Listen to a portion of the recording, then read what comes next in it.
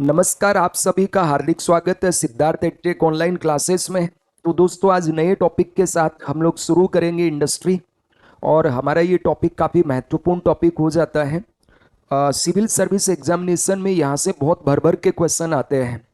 तो एग्ज़ाम के लिए ये काफ़ी महत्वपूर्ण है। यहाँ प्रारंभिक परीक्षा और मुख्य परीक्षा दोनों में ही काफ़ी क्वेश्चन पूछे जाते हैं। तो इतना शानदार ये अपना टॉपिक है, एग्रीकल्चर के साथ साथ इसका भी बहुत ज़्यादा वेटेज हो जाता है। तो आज का अपना टॉपिक इंडस्ट्री है। तो हेडिंग लिखिए पहले इंडस्ट्री, हिंदी में लिखोगे उद्योग, उद्योग क्षेत्र। तो कृषि हो गया, कृषि के बाद उद्योग। ठीक है, इंडस्ट्री। तो इंडस्ट्री है क्या? Industry, an industry is a group of companies that are related based on their primary business activities. ठीक है, तो चलिए इसी को हम लोग शुरू करेंगे। तो आज अपना टॉपिक जो है इंडस्ट्री, इसको फटाफट हेडिंग दीजिए और उसके बाद इसमें क्या क्या टॉपिक में हमें पढ़ना है उसके बारे में भी हम लोग एक बार इंडेक्स बना लेते हैं, तो वो भी हम लोग लिख लेंगे। तो चलिए आगे बढ़ते हैं। ओ तो चलिए, बहुत शानदार कोटेशन आपके सामने लिखा हुआ है दोस्तों, देखिए। मेहनत इतनी खामोशी से करो कि तुम्हारी सफलता शोर मचा दे। ठीक है, तो ऐसा ही सिविल सर्विस एग्जामिनेशन है। सिविल सर्विस की तैयारी करने वाले जो छात्र हैं कमरे में बंद होकर अपनी तैयारी करते हैं, किसी को पता ही नहीं वो क्या कर रहा है। दुनिया को तो यही लगता है कि अरे बस ठीक है, बैग लेता है, दो चार नोटबुक ले लिया, पेन ले लिया, इधर उधर जाता है, हमें नहीं पता क्या कर रहा है। एक दो साल लग जाता है कई बार पास होने में, कई बार 2-3 साल भी लग जाता है, लेकिन वो चुपचाप अपनी मेहनत कर रहा होता है। लेकिन जिस साल उसका रिजल्ट पॉजिटिव आता है ना दोस्तों, तब होता है कि उसकी सफलता उसका शोर मचाती है कि भाई ये तो कलेक्टर बन गया, ये तो एसपी बन गया। ठीक है, जैसे अभी जो विनेश फोगट ने 3 बाउट में पहला पछाड़ा, दूसरा पछाड़ा, तीसरा पछाड़ा, धड़ाधड़ धड़ाधड़ बंदी ने एक ही दिन में कमाल कर दिया। और यहां मतलब ऐसे खून बढ़ गया मेरा जब पता चला कि यार गोल्ड आने वाला है। तो इस तरीके से मेहनत चुपचाप चुपचाप करते रहो और आपकी सफलता फिर अपने आप ही दुनिया को दिख जाएगी। ठीक है, तो दोस्तों इस तरीके से आप जानते हैं कि सिविल सर्विस परीक्षा की तैयारी भी चुपचाप आप अपनी करते रहिए। किसी को नहीं समझ में आएगा तुम कर क्या रहे हो, लोग इसको समझ भी नहीं सकते। समाज वाले वो जो 4 लोग होते हैं ना, वो तो कभी नहीं समझ सकते कि ये है क्या। इसको वही समझ सकता है जो या तो इसकी तैयारी कर रहा है या इसकी तैयारी करा रहा है, अथवा जिसने इसकी तैयारी कभी की थी। इसके अलावा दुनिया का कोई पर्सन नहीं है जो तुम्हारी तैयारी और तुम्हें समझ ले। इसलिए दुनिया को छोड़ो साइड में, अपनी तैयारी करो, चुपचाप पढ़ते रहो और खामोशी से अपनी मेहनत करो। एक दिन सफलता तुम्हारे कदम चूमेगी और फिर देखना दुनिया तुम्हें माथे पे बिठा लेगी कि हाँ ये तो मेरा ही दोस्त है यार, मैं इसकी कॉलेज में पढ़ता था, मैं इसका दूर का रिश्तेदार का बेटा हूं। लोग तुम्हारा नंबर लेंगे कि भाई यार मिलना है तुमसे एक बार। ये होगी इस सफलता का मजा। तो चलिए शुरुआत करते हैं दोस्तों इंडस्ट्री वाला टॉपिक। और आज का ये जो टॉपिक है इसमें हम क्या क्या पढ़ेंगे, तो फर्स्टली तो एक बार नोट कर लीजिए इसका जो इंडेक्स है, फटाफट आप अपने इसमें देख लीजिए। तो औद्योगिक क्षेत्र की प्रवृत्तियां, trends in growth of industrial sector. फिर औद्योगिक नीतियां, industrial policy, first industrial policy 1948, second industrial policy 1956, third industrial policy 1991। Then types of industry, cottage industry, village industry, MSME industry. फिर कॉरपोरेट, पब्लिक सेक्टर अंडरटेकिंग्स, इनमें Maharatna, Navratna, mini Ratna, importance of industry, major challenges before industries. फिर efforts and initiative and government schemes for elimination these challenges, industrial finance, LPG, liberalisation, privatisation and globalisation and other economic reforms. Then infrastructure and economic growth. तो ये जो economic growth है, ये वाला topic तो मैं आपको पढ़ा चुका हूं, आर्थिक समृद्धि और आर्थिक विकास। याद है ना सभी के? ठीक है, एक आयामी अवधारणा, मात्रात्मक अवधारणा, आशा करता हूं सबके याद आगे हो गया ना। तो वो टॉपिक अपना हो चुका है। इसमें एक टॉपिक और लिख लीजिए यहां पे ही, index of industrial production, IAP. ये भी हम इसी में पढ़ेंगे, आज मैं शुरुआत भी उसी से करूंगा। तो सबसे पहले दोस्तों ये जो अपना टॉपिक है, इसको हम देखते हैं कि ये क्या टॉपिक है। तो इसका पहला जो हमारा हेडिंग है, औद्योगिक क्षेत्र की प्रवृत्तियां क्या हैं, इसमें जीडीपी में इसका योगदान और इसकी वृद्धि दर, ठीक है, ये हम लोग देखेंगे। इंडस्ट्रियल ट्रेंड्स, ग्रोथ रेट क्या है एंड शेयर इन जीडीपी, ये क्या है, ठीक है। उसके बाद में हम लोग आगे इसको देखेंगे। काफी बढ़िया टॉपिक है, इसके अंदर काफी क्वेश्चन आते हैं। यूपीएससी का फेवरेट टॉपिक है। इंफ्रास्ट्रक्चर से हर साल यूपीएससी एक प्रश्न पूछता ही पूछता है, और इंडस्ट्रियल पॉलिसी से भी काफी क्वेश्चन आते हैं, ठीक है। इस बार जो प्रीलिम्स एग्जाम अभी हुआ है, यहाँ से इंडस्ट्रियल फाइनेंस से एक प्रश्न आपको पूछा गया था, ठीक। और इसके अलावा जो एमएसएमई के टाइप्स हैं, यहाँ से क्वेश्चन आपको पूछा जाता है, पूछा भी गया था। तो इस तरह से काफी महत्वपूर्ण टॉपिक हो जाता है। तो चलिए हम लोग शुरुआत करते हैं। तो पहली दोस्तों, इसमें आप जो हेडिंग दोगे, वो आपको हेडिंग देनी है औद्योगिक प्रवृत्तियां, इंडस्ट्रियल ट्रेंड्स, ठीक है। क्या? इंडस्ट्रियल ट्रेंड्स और औद्योगिक प्रवृत्तियां जो हैं, इंडस्ट्रियल ट्रेंड्स जो हैं,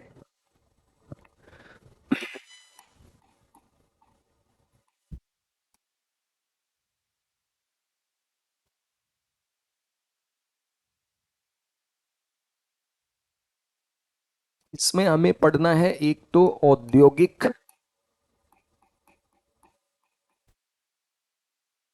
क्षेत्र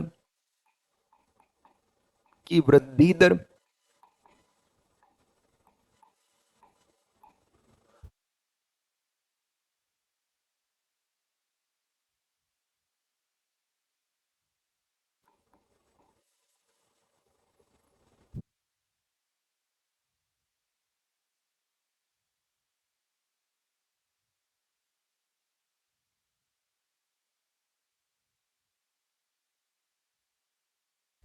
और दूसरा हमें इसमें देखना है जीबीए में हिस्सेदारी,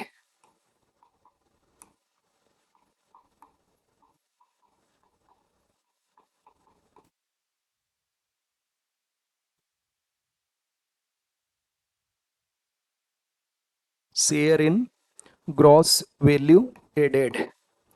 तो पहला टॉपिक अपना ये अपन पूरा कर लेते हैं इसमें, है ना।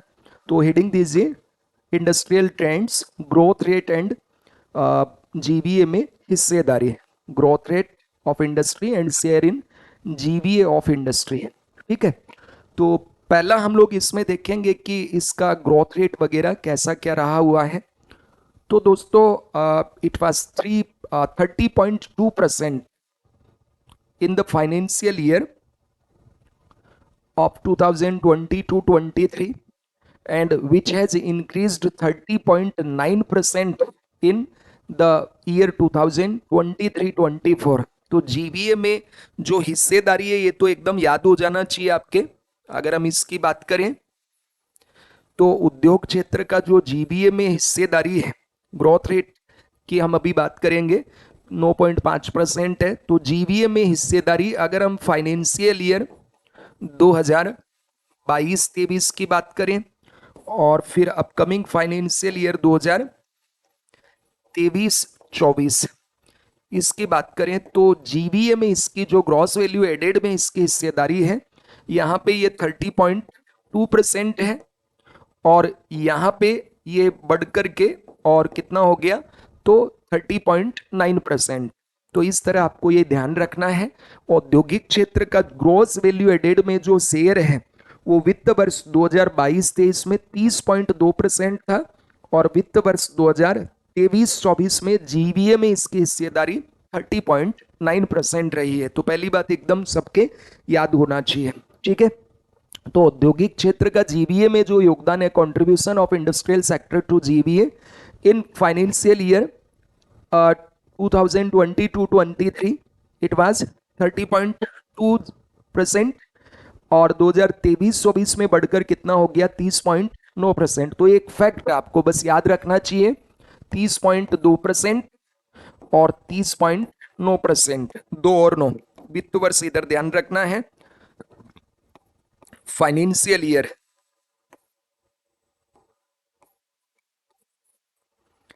ये 2022-23 का है, और ये जो फाइनेंशियल ईयर 2023-24 का है, ठीक है, याद रह जाएगा।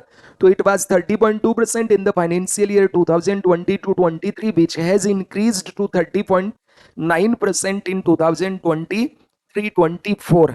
अब देखो इसको पिक्टोरियल डायग्राम से इकोनॉमिक सर्वे में देख लेते हैं। भारत सरकार का जो इकोनॉमिक सर्वे अभी रिलीज किया 2023-24 वाला, तो उसमें फाइनेंशियल ईयर FY 24 लिखा हुआ है, तो ये है 2023-24, ठीक है। जैसे 2019-20, 2020-21, 2021-22, 2022-23 और ये 23-24।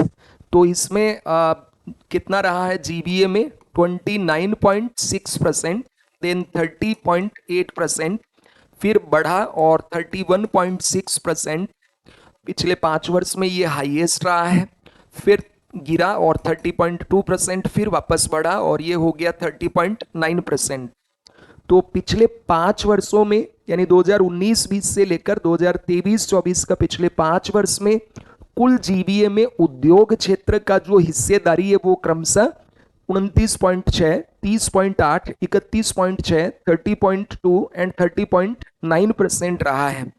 इंडस्ट्री सेक्टर में आप जानते हैं कि इसके जो कंपोनेंट होते हैं GBA में, तो क्या क्या होता है उसमें। एक होता है कंस्ट्रक्शन, निर्माण, दूसरा होता है मैन्युफैक्चरिंग, विनिर्माण, तीसरा इसमें दोस्तों रखा जाता है mining and manufacturing, mining and quarrying, खनन और उत्खनन, खनन और उत्खनन, और चौथा इसमें रखा जाता है गैस, जलापूर्ति और विद्युत आपूर्ति, gas supply, water supply and electricity supply. इन चारों के आधार पे बनता है फिर हमारा इंडस्ट्री सेक्टर। तो जैसे आपने लिखा था ना सेक्टर ऑफ इकोनॉमी, तो सेक्टर ऑफ इकोनॉमी में प्राइमरी सेक्टर, फिर हमने सेकेंडरी और टर्सरी 3 सेक्टर पढ़े थे। तो प्राइमरी सेक्टर में जैसे मैंने आपको बताया था कृषि एवं उसके संबद्ध क्षेत्र, agriculture and allied sector, like उसमें कृषि था, हॉर्टिकल्चर बागवानी था, पशुपालन था, लाइव स्टॉक, फिर उसमें मछली पालन फिशरीज था, इसके बाद में उसमें आपने पोल्ट्री देखा, डेयरी देखा, लॉगिंग लठ निर्माण देखा, ठीक है। और सेकेंडरी जो सेक्टर होता है उसमें आता है आपका निर्माण, विनिर्माण, गैस, विद्युत, जलापूर्ति, और तृतीय जो क्षेत्र है वो सेवा क्षेत्र है। सेवा क्षेत्र में जैसे transportation service, hotel restaurant service हो गया, टूरिज्म सर्विस हो गया, फिर बैंक हो गया, बीमा हो गया, एडुकेशनल सर्विस हो गया, उसके अलावा जैसे मान लीजिए रियल एस्टेट सेक्टर हो गया, पुलिस प्रशासन वगैरह हो गया, जितनी भी सर्विसेज आती हैं वो टर्सरी में है। फिर उसका चतुर्थक और पंचम भी विभाजन मैंने आपको बताया था। हालांकि दोस्तों मैंने वह आपको कहा था कि देखो खनन और उत्खनन को मूलतः इकोनॉमी के अंदर रखा जाता है प्राइमरी में, लेकिन भारत की अर्थव्यवस्था में हम इसको सेकेंडरी सेक्टर में रखते हैं। तो यहाँ पे इसीलिए आपको इसमें दिखता है क्या क्या, mining, electricity, gas and other utilities, फिर इसके अंदर मैन्युफैक्चरिंग और कंस्ट्रक्शन, इन चारों को मिलने से बनता आपका इंडस्ट्री। तो यहाँ पे अगर हम देखें तो माइनिंग एंड क्वेरिंग में का GBA में 2.1% हिस्सेदारी है, और मैन्युफैक्चरिंग जो विनिर्माण है उसका 17.3 है, electricity, gas and other utility है वो 2.4% है, और कंस्ट्रक्शन जो है वो है 9%। अब विनिर्माण में तो गुड्स का निर्माण होता है, ठीक है, जैसे कपड़ा हो गया, जूते हो गए, या मान लीजिए AC हो गई, टीवी हो गया, फ्रिज हो गया, कारें हो गई, गुड्स जहाँ बनती है दैट इज मैन्युफैक्चरिंग।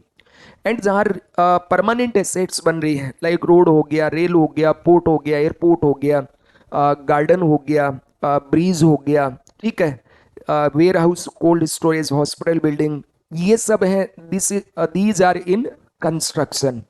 तो इन चारों के मिलने से बनता है फिर हमारा इंडस्ट्री। तो इंडस्ट्री का कुल GBA में जो हिस्सेदारी वित्त वर्ष 2023-24 में वो कितना रहा है, 30.9%, याद रह जाएगा। देन आती है इसकी ग्रोथ रेट।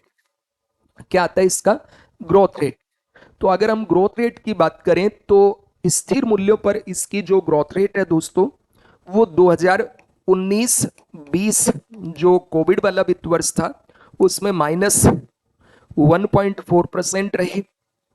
उसके बाद में 2020-21 ये भी कोविड से प्रभावित था, तो यहाँ रही -1.4%, यहाँ पे रही -0.4%, और फिर एकदम से वी शेप रिकवरी हुई, ठीक है। और फाइनेंशियल ईयर 2021-22 ये अच्छा रहा, 12.2% ग्रोथ रेट रही इसमें पॉजिटिव। फिर चूंकि गिरावट आई इसमें 2022-23 इसमें 2.1%, और जो 2023-24 वित्त वर्ष है इसमें ये वापस से बढ़ी और 9.5% ग्रोथ रेट रही है। तो इसमें भी जैसे देखो आप सेक्टोरल देखें इसमें कि वही माइनिंग हो गया, manufacturing, electricity, gas and water supply and construction. तो यहां पर आप देखिए कि चारों में ही वृद्धि है। यहाँ पे मैन्युफैक्चरिंग में नेगेटिव है, यहाँ पे चारों में वृद्धि थी तो बहुत अच्छी, और विशेष करके कंस्ट्रक्शन में बहुत ग्रोथ हुई है यहाँ पे, इस वजह से 12.2%। यहाँ पे केवल आपको मैन्युफैक्चरिंग में वृद्धि है, बाकी सब में नेगेटिव है, ठीक है। और माइनिंग और क्वेरिंग ये तो बंद ही था, लॉकडाउन के कारण कहाँ खुलेगा। इसमें भी आप देखो कि माइनिंग में और मैन्युफैक्चरिंग में बहुत गिरावट है, इस वजह से नेगेटिव है। तो ग्रोथ रेट की बात करें तो उद्योग क्षेत्र में अभी जो स्थिर मूल्य है, कांस्टेंट प्राइस है, उस आधार पे 9.5% की वृद्धि है।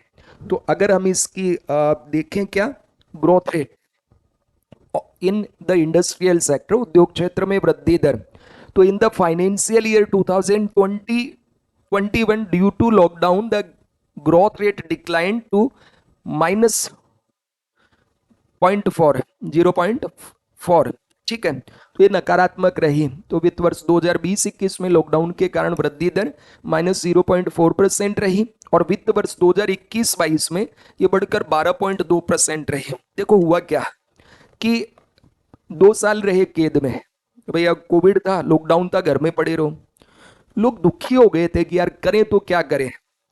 तो ऐसी परिस्थिति में जैसे ही लॉकडाउन खुला, लोग पैसा लेके भागे बाजार में, सब कुछ खरीद डाले। तो जैसे जो भी मिल रहा है खरीद रहे हैं, मतलब होता है ना, पगला गए थे व्यक्ति कि यार बहुत हो गया ऐसे, मूवी देखने खूब भागो, खरीदारी खूब भागो, खूब खरीदा। तो एकदम से भी सेफ रिकवरी हुई कि पहले जा रहा था नीचे, अब एकदम से ऊपर, तो यूं हो गया ना एकदम, ठीक है। तो नीचे से ये भी सेफ रिकवरी हुआ, पहले ऐसे जा रहा था, अब एकदम से ऐसे ग्रोथ हुआ। तो जैसे आपको दिखाई दे रहा है ना भी सेफ रिकवरी, पहले क्या था, ये नीचे है, फिर ये नीचे, और नीचे से एकदम ऊपर गया। तो ये भी सेफ रिकवरी इस तरह से कि फिर गिरावट आएगी कैसे, तो यहां तो एकदम से सब भागे। तो इधर ये तुम्हारा माइनिंग क्वेरिंग में भी हुआ, मैन्युफैक्चरिंग भी बढ़ा, ये इलेक्ट्रिसिटी भी बढ़ा, और दुनिया भर में लोग कोविड के कारण भारत की ओर भी वापस आ रहे, तो रियल एस्टेट सेक्टर बहुत बढ़ा, तो कंस्ट्रक्शन भी बढ़ा। अब लोगों के पास जितना पैसा था वो हो गया खर्च, भाई जितना बचत था वो तो हो गया खर्च, तो अब कमाना पड़ेगा, तो बचत करना शुरू किया। तो मार्केट में डिमांड कम हो गई, तो एकदम से गिरावट आई इसकी तुलना में। और फिर ये जो ग्रोथ है ये इसकी तुलना में हो रही है ना, या तो नेगेटिव है तो एकदम ऊपर उठा, फिर इसकी तुलना में यहाँ पे गिरावट आया, फिर वापस बढ़ा। तो इस तरह आपको ये ध्यान में रखना है डेटा एनालिसिस कि 2021-22 में ये जो ग्रोथ रेट हमारी रही है, तो ये कितना रहा ग्रोथ रेट।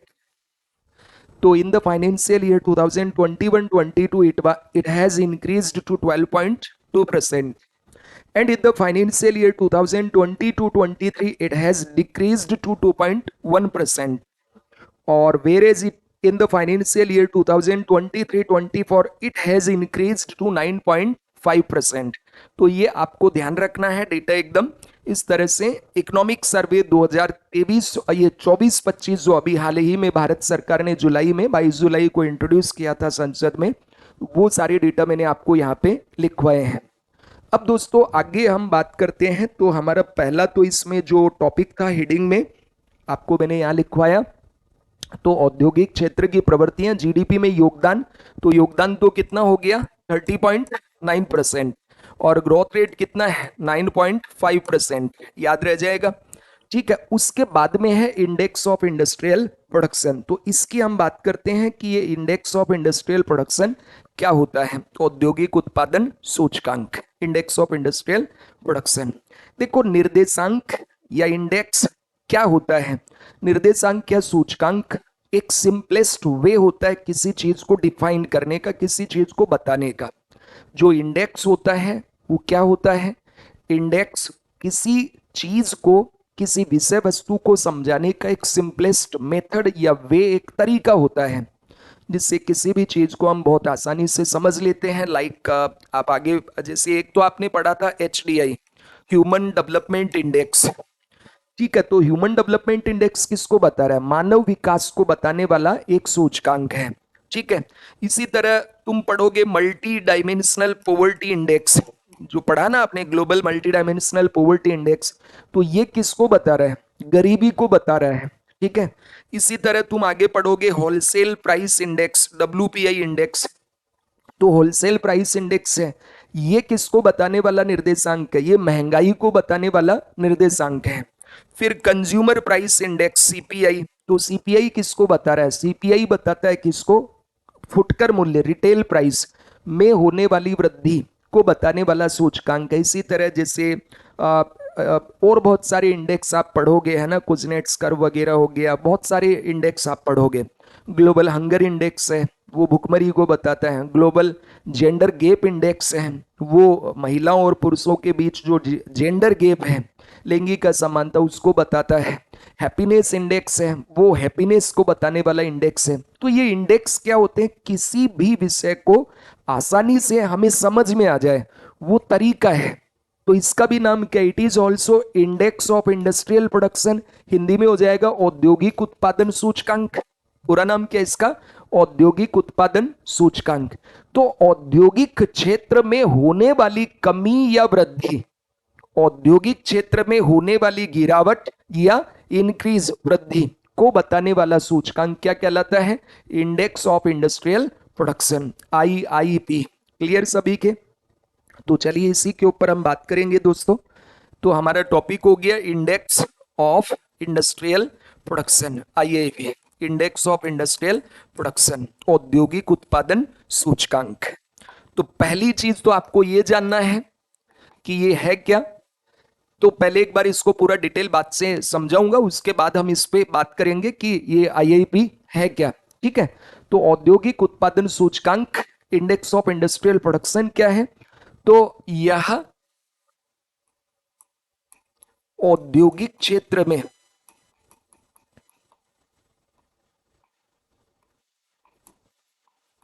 यह औद्योगिक क्षेत्र में होने वाली औद्योगिक क्षेत्र में होने वाली वृद्धि को बताने वाला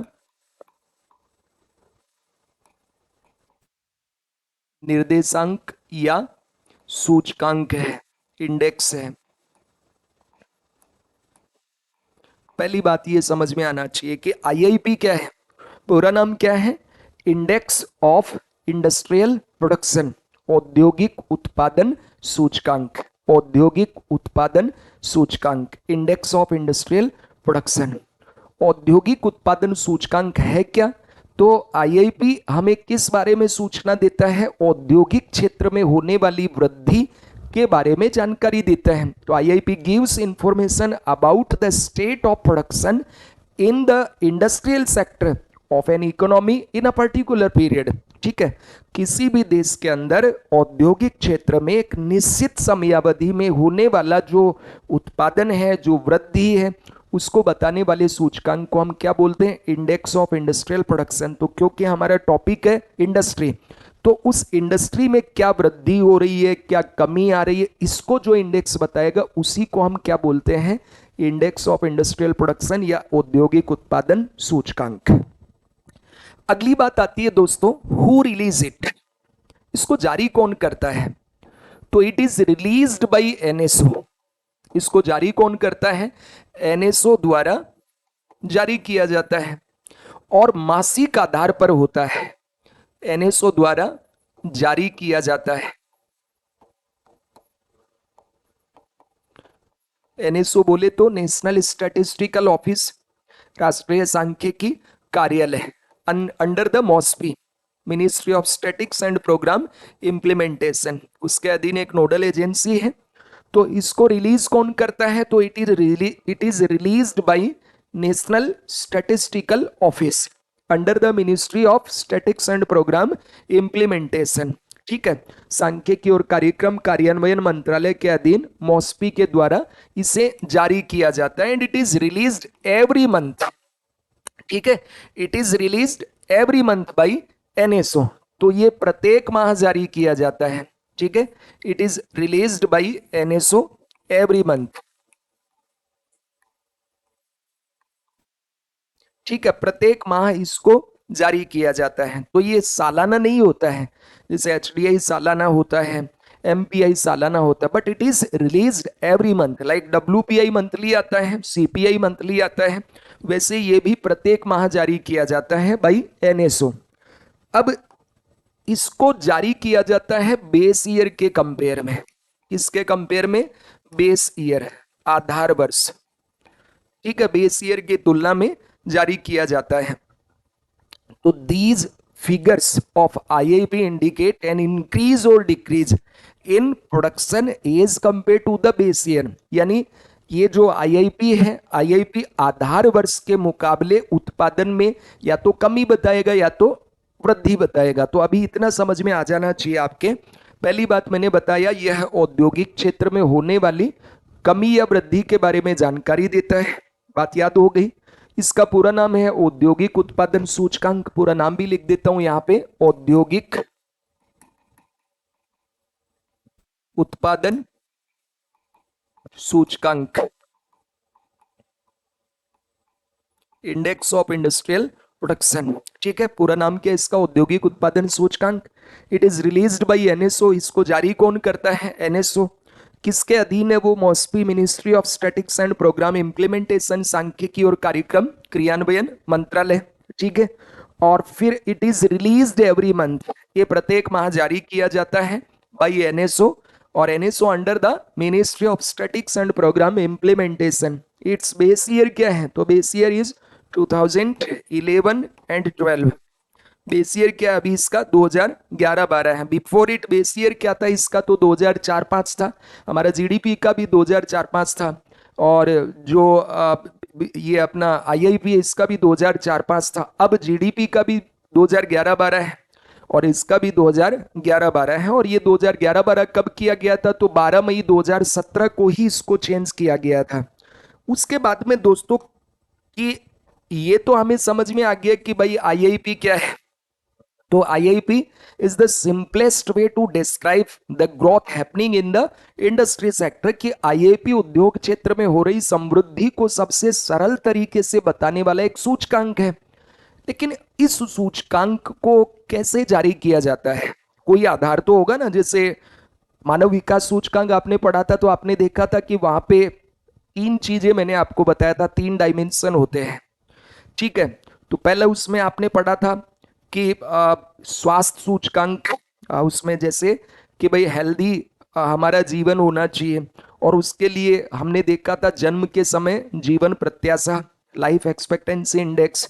फिर दूसरा हमने नॉलेज पढ़ा, और नॉलेज के भी दो वहाँ पे इंडिकेटर हमने देखे थे, जैसे expected year of schooling, mean year of schooling.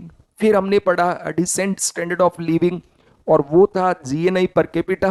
तो इसके भी कुछ आयाम होंगे या कैसे निकाला जाता है? तो it is measured on the basis of production of 407 items. ये कुल 407 मदों के उत्पादन के आधार पे, आइटम्स कह दो या मदों कह दो, इनके आधार पर इन 407 मदें हैं। इन 407 मदों में होने वाले उत्पादन के आधार पे इसको ज्ञात किया जाता है। चुनी हुई 407 आइटम्स हैं, उन आइटम्स में या तो वृद्धि होगा या तो कमी आएगी, या तो उनका उत्पादन बढ़ा होगा या तो उनका उत्पादन गिरा होगा। अब ये जो 407 आइटम्स हैं दोस्तों, ये 407 आइटम्स कितने क्षेत्रों से हैं? 3 क्षेत्र से। कितने क्षेत्र से ली गई हैं? 3 क्षेत्र से। एक है मैन्युफैक्चरिंग, दूसरा है माइनिंग, और तीसरा है पावर या इलेक्ट्रिसिटी। तो पहला जो है वो है विनिर्माण। कौन सा है? मैन्युफैक्चरिंग। पहला कौन सा है? मैन्युफैक्चरिंग। दूसरा है माइनिंग, और तीसरा है इलेक्ट्रिसिटी। बोले तो पावर। ठीक है, इलेक्ट्रिसिटी या पावर। ठीक। और मैन्युफैक्चरिंग का मतलब क्या हो गया? विनिर्माण। ये है विनिर्माण। निर्माण क्षेत्र नहीं है, ध्यान रखना, कंस्ट्रक्शन नहीं है इसमें। माइनिंग मतलब हो गया खनन, और ये ऊर्जा। तो तीन क्षेत्र हैं इसमें। कितने क्षेत्र हैं? तीन क्षेत्र हैं। इन सब में इसको हाईएस्ट वेटेज किसको मिला है? इसमें हाईएस्ट वेटेज मिला है किसको? मैन्युफैक्चरिंग सेक्टर को।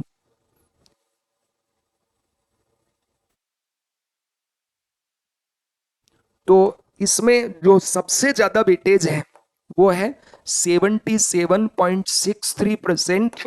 मैन्युफैक्चरिंग 14.37%, 14.37%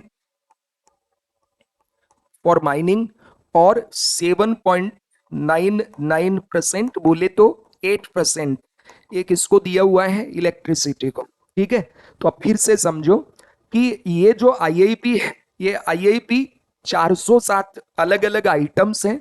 इन आइटम्स में होने वाली उत्पादन या तो बढ़ेगा या तो घटेगा। इस आधार पे आईआईपी हर माह एनएसओ द्वारा बेस ईयर के कंपेयर में जारी किया जाता है। इसमें मैन्युफैक्चरिंग यानी विनिर्माण क्षेत्र की वस्तुएं हैं, माइनिंग की वस्तुएं हैं, माइनिंग के अलावा पावर है। तो सबसे ज्यादा वेटेज इसमें दिया गया है किसको? तो हाईएस्ट वेटेज दिया गया है मैन्युफैक्चरिंग को 77.63%। और सेकंड नंबर पे जो इसमें वेटेज दिया गया है दैट इज 14.37 टू माइनिंग, और पावर सेक्टर जो है विद्युत इलेक्ट्रिसिटी 7.99, मतलब हो गया ये 8% जितना। अब दोस्तों on the basis of usages, उपयोग के आधार पर, उपयोग के आधार पर ये जो 407 आइटम्स हैं इनको on the basis of usages 6 भागों में बांटा जाता है। कितने भागों में बांटा जाता है? 6 भागों में। तो ये देखो अभी आपके याद हो जाएगा, जब इतना याद हो गया तो ये कौन सा खांडे की धार थोड़ा ही है कि याद ना हो जाए। ये हो गया देखो। ठीक है, कितना? 1 2 3 4 5 एंड 6। उपयोग के आधार पर कितने भागों में बांटा जाता है इसको? 6 भागों में। कितने भागों में? 6 भागों में। बताओ कौन कौन से हैं? तो इन 407 मदों को उपयोग के आधार पर कितने भागों में बांटा गया? 6 भागों में बांटा जाता है। कितने भागों में? 6 भागों में। यूज के आधार पे, उपयोग के आधार पे।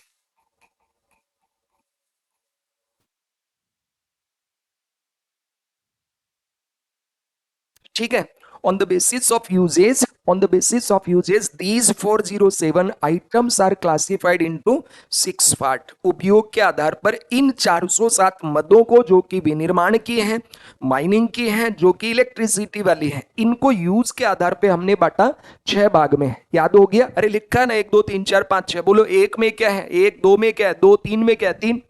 क्या सर मजाक कर रहे हो आप भी? अभी याद होगा बेटा। देखो पहला जो है वो है बेसिक आइटम्स। नंबर 1 पे क्या है? बेसिक आइटम्स या प्राइमरी आइटम्स। नंबर 1 पे बेसिक आइटम्स। नंबर 2 पे है कैपिटल गुड्स। नंबर 2 पे क्या है? Capital goods. बताओ number 1 basic items, number 2 capital goods, number 3 क्या है? मैन्युफैक्चरिंग या इंफ्रास्ट्रक्चर गुड्स। नंबर 3 पे क्या है? मैन्युफैक्चरिंग या इंफ्रास्ट्रक्चर गुड्स। अच्छा मुझे एक बात बताओ, जब तुम मान लो आटा लेके आए, गेहूं खरीदा, गेहूं से तुमने बनाया आटा, आटे से तुमने बनाया रोटी, तो इसमें ये आटा क्या है? वो फाइनल गुड्स है या इंटरमीडिएट गुड्स है? आटा क्या है? इंटरमीडिएट गुड्स, क्योंकि उससे रोटी बनाया, वैल्यू एडिशन हुआ उसका। तो चौथी गुड्स वही है, माध्यमिक वस्तु। तो पहला बेसिक या प्राइमरी, दूसरा कैपिटल गुड्स पूंजीगत वस्तुएं, तीसरा हो गया माध्यमिक वस्तुएं इंटरमीडिएट गुड्स, और चौथा हो गया इंफ्रास्ट्रक्चर या मैन्युफैक्चरिंग आइटम्स। अच्छा जैसे दोस्तों आप, तुम्हारे पास मोबाइल है, या तुम्हारे घर में एसी भी होगा, तुम्हारे घर में टीवी होगा, फ्रिज होगा, ठीक है, सीसीटीवी कैमरे भी लगे हुए होंगे गेट के बाहर। ये सब कंज्यूमर गुड्स हैं। क्या है? These are consumer goods. तो तुमने जो कपड़े पहने वो भी कंज्यूमर गुड्स हैं, जो तुम्हारे हाथ में जिससे तुम लिख रहे हो पेन वो भी कंज्यूमर गुड्स, और जिसमें लिखा जा रहा है नोटबुक वो भी कंज्यूमर गुड्स है। तुमने जो चप्पल पहनी हुई है वो भी कंज्यूमर गुड्स है। तो अब मुझे ये बताओ, है तो दोनों ही कंज्यूमर गुड्स, इनमें कुछ अंतर है क्या? कपड़े और मोबाइल में कोई अंतर है क्या? ये नहीं कि सर वो कपड़ा कपड़ा है मोबाइल मोबाइल है, नहीं नहीं, दोनों में अंतर है। एक है ड्यूरेबल कंज्यूमर गुड्स। क्या है? Durable consumer goods. और दूसरा क्या है? Non durable consumer goods. First is durable consumer goods and second is non durable consumer goods. तो इस एक हो गया टिकाऊ उपभोक्ता वस्तु और दूसरा हो गया गैर टिकाऊ उपभोक्ता वस्तु। एक तो क्या है? टिकाऊ उपभोक्ता वस्तु और दूसरा क्या है? गैर टिकाऊ उपभोक्ता वस्तु। तो ऐसी कोई वस्तु जो 3 साल में ही खराब हो जाए, 1 महीना, 2 दिन, 1 दिन, साल भर, 2 साल, 3 साल, 3 साल पहले जो खराब हो जाए उसको बोलते हैं नॉन ड्यूरेबल कंज्यूमर गुड्स। क्या बोलते हैं उसको? नॉन ड्यूरेबल कंज्यूमर गुड्स, गैर टिकाऊ उपभोक्ता वस्तु। जैसे तुम्हारे कपड़े, चप्पल, पेन, नोटबुक, बिस्किट, ब्रेड, आटा वगैरह जो भी ये नॉन ड्यूरेबल कंज्यूमर गुड्स हैं। ठीक है। और जो ड्यूरेबल गुड्स है, जैसे तुम्हारा एसी है, तुम्हारा फ्रिज है, तुम्हारी मान लीजिए जैसे घर में जो सीसीटीवी कैमरा लगा हुआ है ये, या तुम्हारा मान लीजिए वॉशिंग मशीन है, ये सब क्या है? कंज्यूमर गुड्स हैं, बट ड्यूरेबल है, टिकाऊ है, लंबे समय तक चलेगी। यही तो 6 हैं। पहले नंबर पे आपने क्या लिखा? Basic goods. पहले नंबर पे क्या लिखा? Basic goods. ठीक है, बेसिक या प्राइमरी गुड्स। फिर दूसरे नंबर पे है कैपिटल गुड्स। दूसरे नंबर पे क्या है? पूंजीगत वस्तुएं, पूंजीगत वस्तुएं। फिर तीसरे नंबर पे है इंटरमीडिएट गुड्स। क्या है? इंटरमीडिएट गुड्स, माध्यमिक वस्तुएं हैं। उसके बाद में है इंफ्रास्ट्रक्चर गुड्स।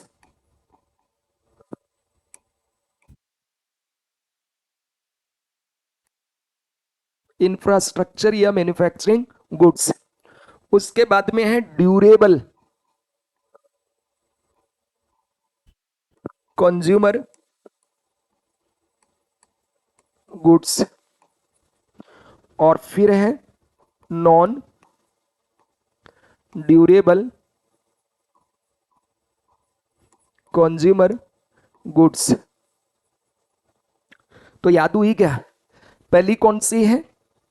तो पहली है बेसिक या प्राइमरी आइटम्स। दूसरी कौन सी है?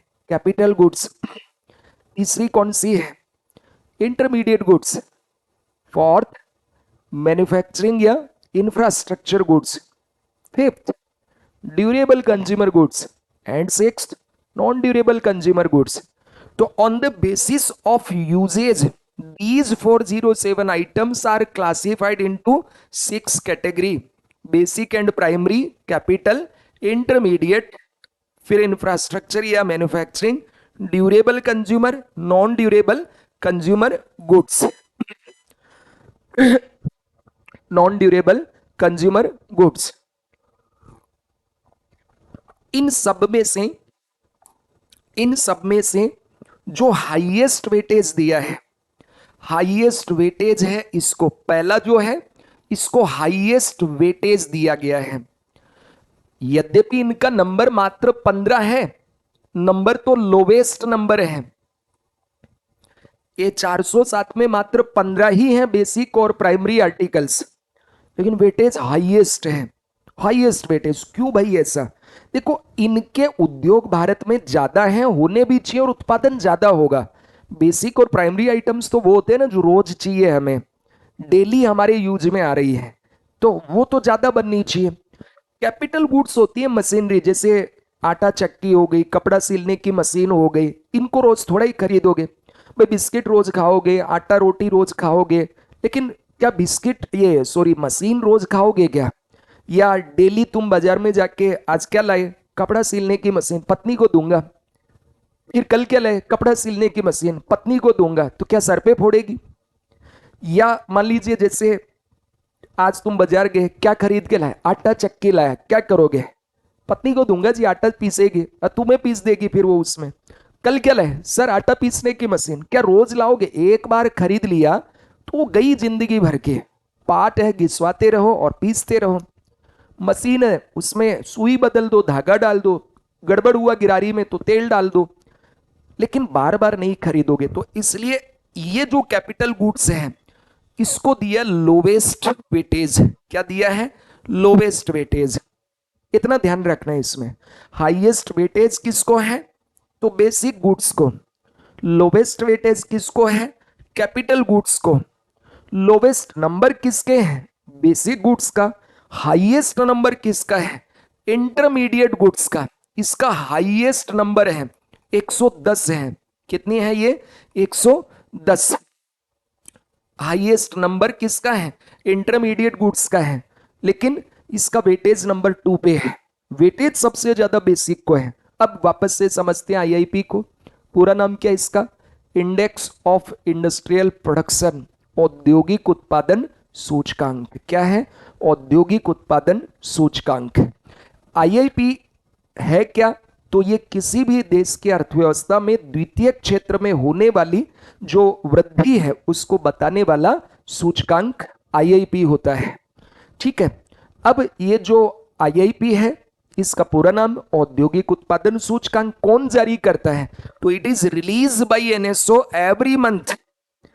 ठीक है, एनएसओ द्वारा हर महीने इसको जारी किया जाता है। इसका बेस ईयर 2011-12 है। ठीक है। और कितने आइटम्स हैं? तो टोटल इसमें 407 आइटम्स हैं। कितने क्षेत्र के हैं? 3 क्षेत्र हैं, manufacturing, mining and electricity, that is power.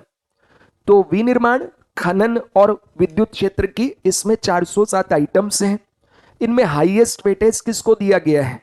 तो मैन्युफैक्चरिंग को। कितना परसेंट? 77.63%। सबसे लोवेस्ट किसको दिया है? तो पावर सेक्टर को। कितना? 8% जितना। एंड माइनिंग को कितना दिया है? तो 14.37%। 14.37%। ठीक है। फिर यूज के आधार पे कितने भागों में बांटा इसको? तो यूज के आधार पे हमने इसको कितने भागों में बांटा? 6 भागों में। कौन कौन सा? प्राथमिक या बुनियादी वस्तुएं, प्राइमरी एंड बेसिक गुड्स या बेसिक आइटम्स, ये टोटल 15 है। लेकिन वेटेज सबसे ज्यादा है, भारांश इसको दिया 34.1%।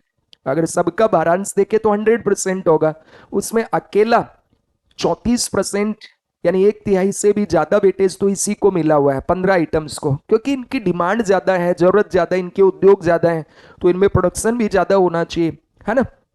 दूसरा, कैपिटल गुड्स, इनका वेटेज सबसे कम है, मात्र 8.2% है, जबकि 67 आइटम्स हैं इसमें 407 में।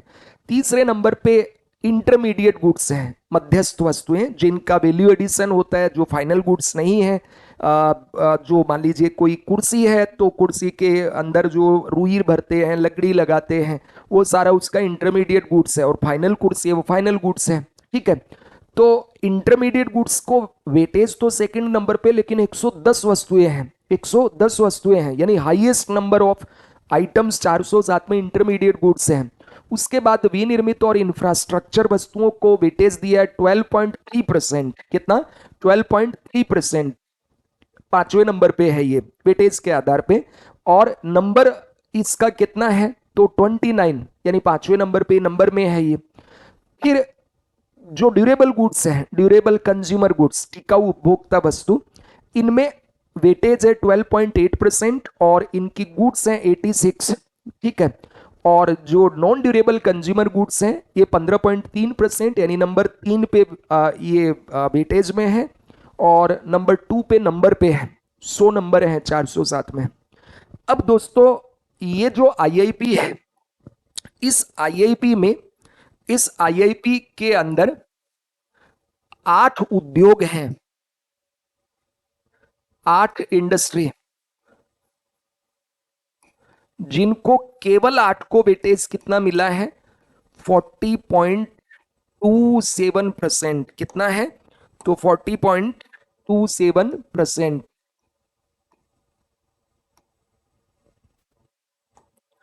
40.27%, केवल 8 को। इन उद्योगों को बोलते हैं कोर इंडस्ट्री। क्या बोलते हैं? कोर उद्योग, कोर इंडस्ट्री। क्या बोलेंगे इनको? Core industry. कोर उद्योग क्या होते हैं? कोर उद्योग ऐसे उद्योग होते हैं जिनका विकास होगा तो अन्य उद्योगों का भी विकास होगा। कोर उद्योग मतलब ऐसे उद्योग जिनका विकास होगा तो अन्य उद्योगों का भी विकास होगा। Core industries what? These are industries whose development leads to the development of other industries.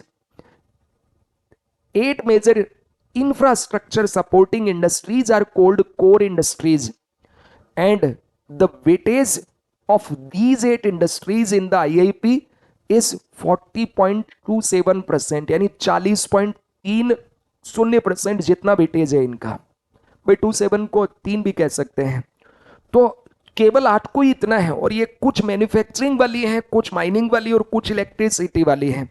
ठीक है, तो इन 407 में 8 उद्योग ऐसे हैं जो कोर उद्योग वाले हैं, और ये 8 उद्योग कौन सा है?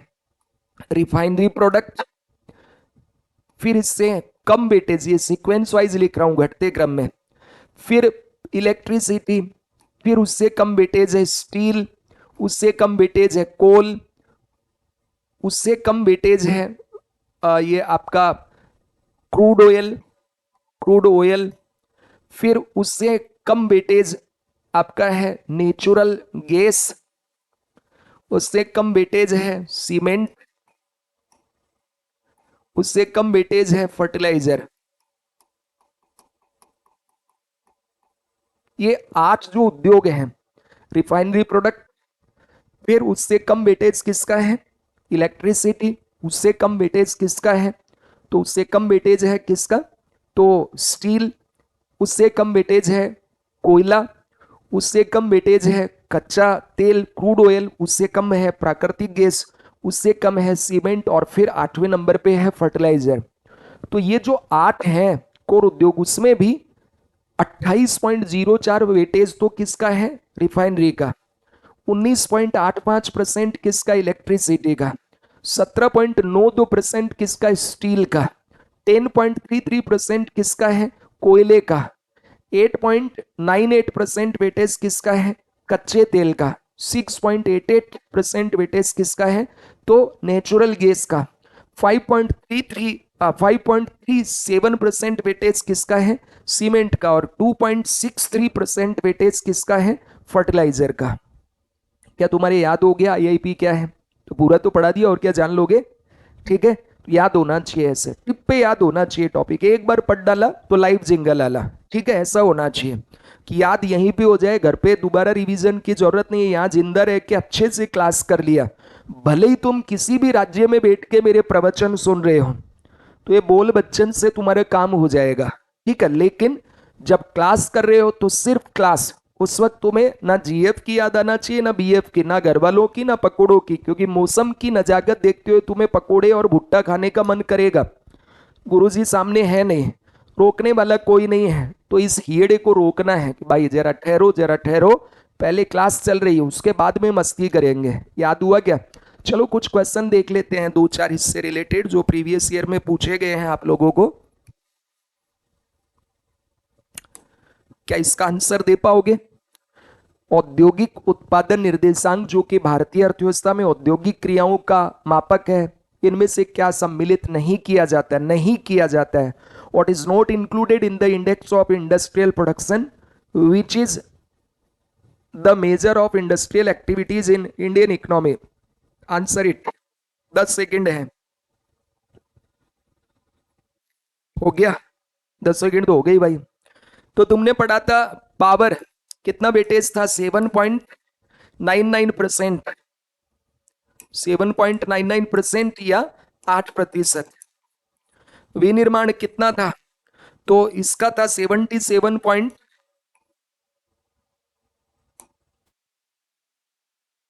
ठीक है। विद्युत कितना दिया था? तो ये था 7.99%।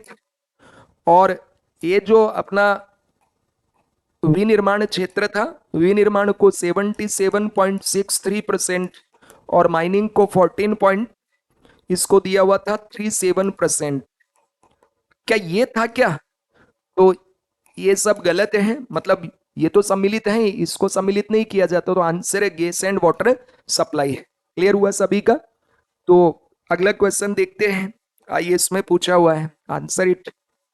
30 सेकेंड आपके पास।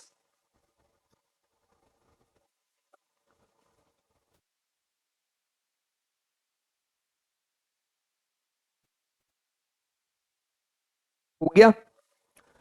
तो भारत में औद्योगिक उत्पादन सकल सूचकांक में 8 मूल उद्योगों के सूचकांकों का संयुक्त भारांश 40.27% है। निम्नलिखित में से कौन से उद्योग उन 8 मूल उद्योगों में सम्मिलित है? In the gross index of industrial production in India, the combined weightage of the 8 core industries are 40.27%. Which of the following industries are included in those 8 core industries? Cement था, यस। कितने नंबर का weightage है? 7वें number पे। कितना है? 7वें number, 5.37% weightage था इसका, 7th number पे है। फर्टिलाइजर था 8वें नंबर पे। कितने नंबर पे? 8वें नंबर पे, और इसको कितना वेटेज दिया है? 2.63%। नेचुरल गैस था क्या? 6वें नंबर पे, याद करो क्या था? Natural gas. क्या था? Natural gas 6.88%। और रिफाइनरी, ये तो था ही। कौन से नंबर पे? रिफाइनरी प्रोडक्ट नंबर 1 पे ही है भाई, 28.04% वेटेज तो इसी का है। ना तो टेक्सटाइल था ना तो लेदर था, इसका मतलब सही आंसर क्या है? तो जिसमें 1 2 3 4 हो, कहा है भाई 1 2 3 4? सी इज राइट आंसर, तो आंसर सी। क्लियर हो गया? तो अगला क्वेश्चन देखिए, नेक्स्ट, सॉल्व इट।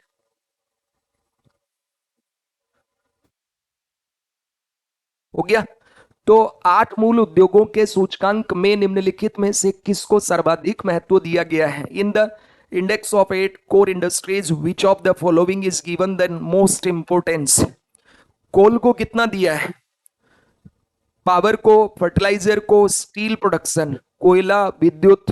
अब मुझे एक बात बताओ, देखो, जैसे अगर ऐसा हो 1 2 3 4 5 6 7, इसमें सबसे पहले कौन आएगा? एक।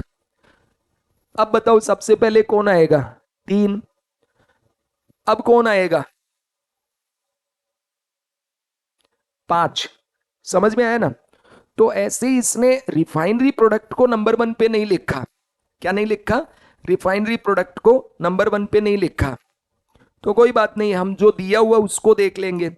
तो कोल को दिया है कितने नंबर? 4 नंबर, पावर 2 नंबर, फर्टिलाइजर 8 नंबर, स्टील को 3 नंबर।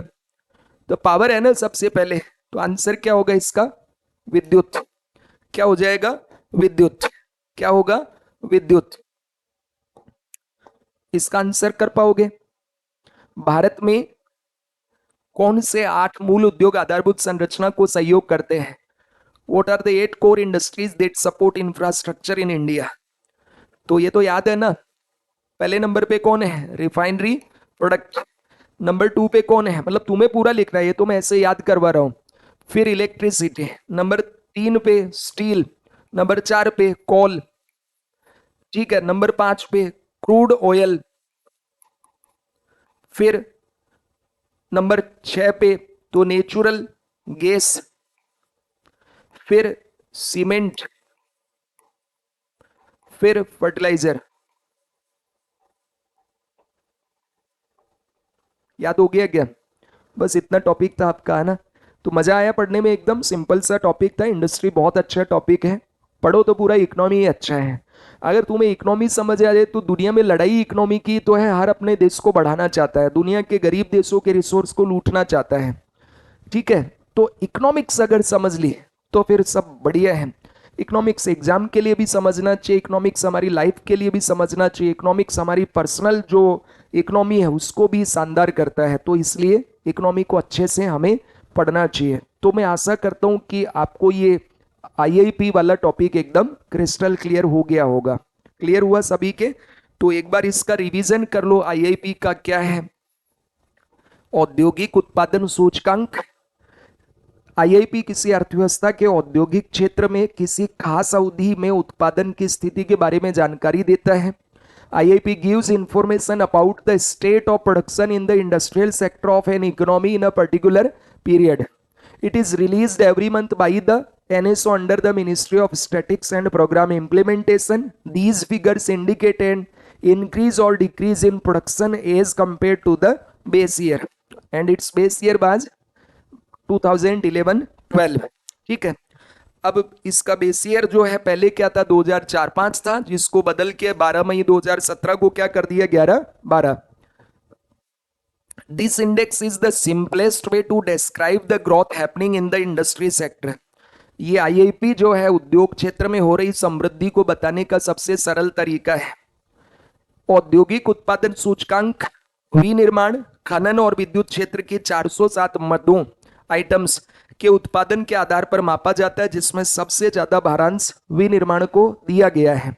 ठीक है, IIP index of industrial production is measured on the basis of production of 407 items of manufacturing, mining and power sector in which the highest weightage has been given to the manufacturing sector. अब इनका अगर individual की बात करोगे तो इस तरीके से हैं, 3 क्षेत्र हैं और भारांश है। Manufacturing highest 77.63, mining 14.37, electricity 7.99। ठीक है, तो ये याद रखना है इसे। उपयोग के आधार पर इन 407 मदों को 6 भागों में वर्गीकृत किया गया है। On the basis of usages these 407 items are classified into 6 parts. कौन से हैं आपके सामने हैं। तो पहला क्या याद कराया था, प्राथमिक और बुनियादी, दूसरा कैपिटल, तीसरा इंटरमीडिएट, चौथा इंफ्रा एंड मैन्युफैक्चरिंग, पांचवा ड्यूरेबल कंज्यूमर, छठवा non durable consumer goods. Highest weightage किसका है, तो प्राइमरी और बेसिक का है। लोवेस्ट नंबर किसका है, वो भी इसी का है। हाईएस्ट नंबर किसका है, इसका है। लोवेस्ट वेटेज किसका है, तो इसका। बस इतना याद रखना, बाकी तो ध्यान में नहीं रखना है। और फिर मैंने इसको कहा था कि इनमें the weightage of these industries in the IIP index is 40.27%। इनका अकेले 8 का। तो 8 major infrastructure supporting industries are cold core industries. 8 प्रमुख अवसंरचना सहयोगी उद्योगों को कोर उद्योग कहा जाता है। ये ऐसे उद्योग होते हैं जिनके विकास से अन्य उद्योगों का विकास होता है। आईआईपी में इन उद्योगों का भारांश कितना है, तो 40.27, यानी आपको बुक में ऐसे भी मिल सकता है, ये एक ही बात है। अब इसमें रिफाइनरी, विद्युत, इस्पात, कोयला, कच्चा तेल, प्राकृतिक गैस, सीमेंट और उर्वरक, इनको इस तरह घटते हुए क्रम में ये आपको वेटेज दिया हुआ है। क्लियर हो गया क्या सभी का। ठीक है, तो ये ध्यान रखना, इस तरह से इनका वेटेज है। सभी को एकदम क्लियर, तो आईआईपी क्लियर हो जाना चाहिए। तो आज के टॉपिक में हमने इतना ही आपको पढ़ाया है इंडस्ट्री का। इसमें एक तो इसका ग्रोथ के डेटा देखे, फिर जीवीए में इसका क्या रोल है, अभी कितना हिस्सेदारी है, और उसके बाद हमने पढ़ा आईआईपी। कल की क्लास में दोस्तों हम पढ़ेंगे इंडस्ट्रियल पॉलिसी, औद्योगिक नीतियां। प्रथम औद्योगिक नीति, द्वितीयक औद्योगिक नीति और तृतीय औद्योगिक नीति। तो आप ज्यादा से ज्यादा दोस्तों तक जरूर, आप एक मैसेंजर के तौर पे हैं प्रभात सर के, आप सहयोग कर रहे हैं मुझे, आपको बहुत बहुत धन्यवाद इसके लिए। कोई भी आपका दोस्तों कोई ग्रुप में आप जुड़े हुए, तो वहाँ पे अपनी यूट्यूब पे मैं कुछ क्लास डालता हूँ, इसमें सारी क्लास तो वहाँ पे नहीं डाल सकता हूँ। आप ज़्यादा से ज़्यादा लोगों तक शेयर कीजिए। मात्र 499 रुपये में आप Siddharth edtech app Google play store से डाउनलोड कर लीजिए, और वहाँ पे दोस्तों फिर आप इन क्लासेस को देख सकते हैं। ठीक है, तो मिलते हैं कल अगली क्लास में औद्योगिक नीतियों के साथ। सी यू टुमारो, थैंक यू।